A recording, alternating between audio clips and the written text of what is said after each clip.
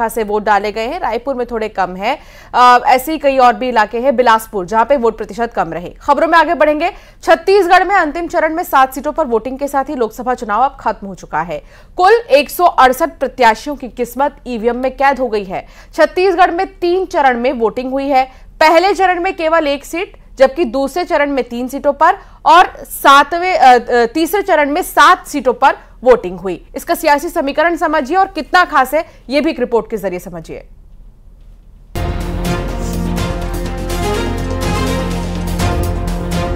छत्तीसगढ़ में 7 सीटों पर वोटर्स का उत्साह देखने को मिला। उत्साह का आलम ये था कि कोरिया के शेरडांड मतदान केंद्र पर सुबह 9 बजे ही 100% मतदान रिकॉर्ड किया गया। देश का दूसरा और छत्तीसगढ़ का सबसे छोटे मतदान केंद्र पर मतदाताओं की संख्या 5 थी और सभी एक ही परिवार के थे। सभी ने लोकतंत्र के इस महापर्व में हिस्सा लिया। वहीं राजधानी रायपुर में वोटर्स ने बढ़ चढ़कर हिस्सा लिया। यहाँ 3rd जेंडर के लोग भी वोट डालते हुए देखे गए। उधर कोरबा में तपती गर्मी पर वोटर्स का उत्साह भारी दिखा। मतदान केंद्र पर लंबी कतार में लोग अपनी बारी का इंतजार करते दिखे, जबकि बलरामपुर में 5 पीढ़ी ने एक साथ मतदान केंद्र पर वोट डाले। ओवरी गांव के सेमली मतदान केंद्र पर सबसे बुजुर्ग वोटर लीला सिंह ने, जबकि 5वीं पीढ़ी के अमन सिंह ने वोट डाला। बलरामपुर के नक्सल प्रभावित इलाकों में भी लोग बिना डर के वोट डालते हुए देखे गए। यहाँ सुरक्षा के लिहाज से ड्रोन कैमरे से मतदान की प्रक्रिया पर नजर रखी जा रही थी।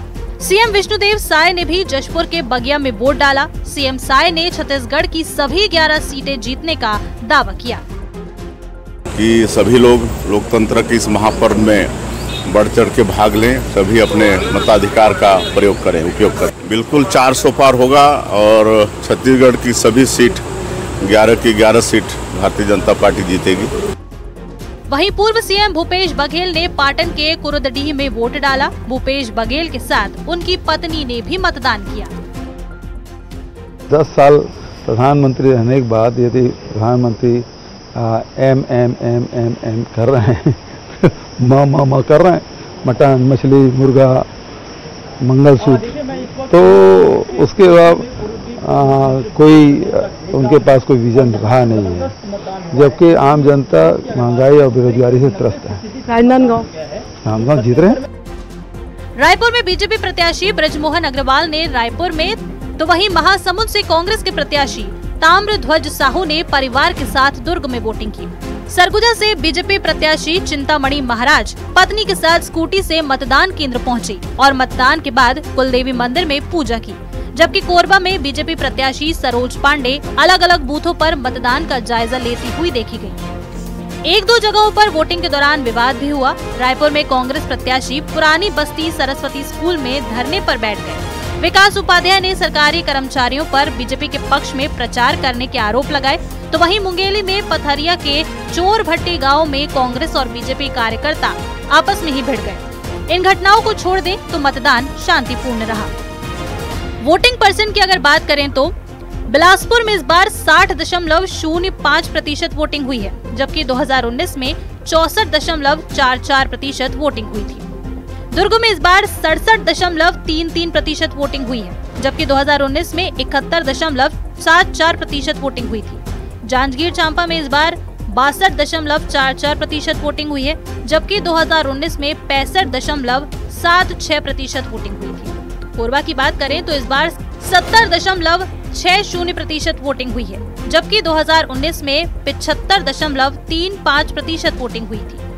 रायगढ़ में इस बार 76.38% वोटिंग हुई है, जबकि 2019 में 77.70% वोटिंग हुई थी।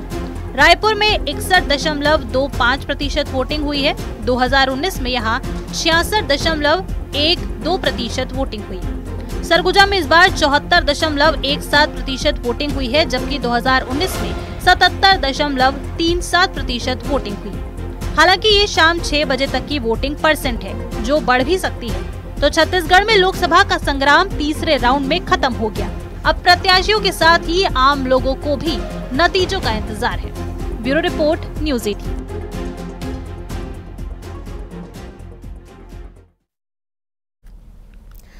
छत्तीसगढ़ के सीएम विष्णुदेव साय आज उड़ीसा जाएंगे और उड़ीसा में सीएम सभाएं करेंगे, प्रचार प्रसार करेंगे।